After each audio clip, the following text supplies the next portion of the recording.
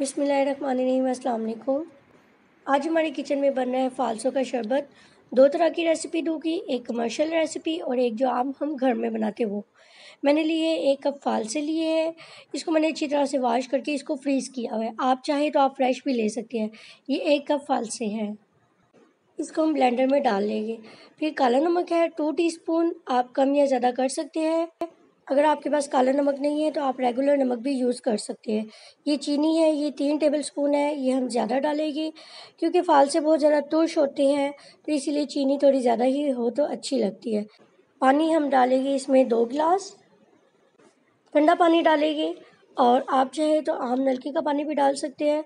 और इसके बाद इसका ढक्कन बंद करके इसको हमने बहुत अच्छा तरह से ब्लेंड करना है।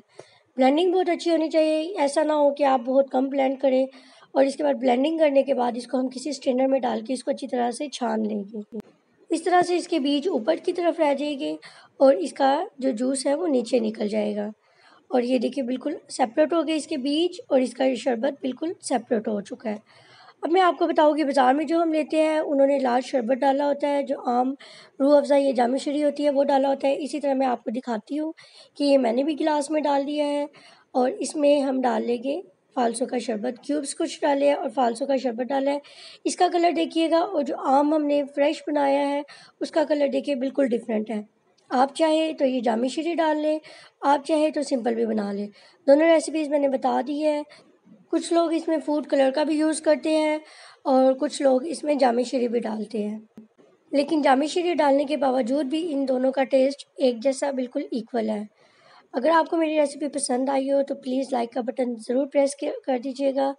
और अगर आप मेरे चैनल पे नए हैं, अभी तक सब्सक्राइब नहीं किया तो प्लीज़ सब्सक्राइब कर दीजिए जल्दी से और साथ वाले बेल आइकन को ज़रूर प्रेस कीजिएगा, क्योंकि उससे आने वाली मेरी हर रेसिपी का नोटिफिकेशन आप तक पहुंचेगा। और मेरी रेसिपी को ज़्यादा से ज़्यादा शेयर करें अपने फ्रेंड्स के साथ, फैमिली के साथ। अल्लाह हाफ़िज़।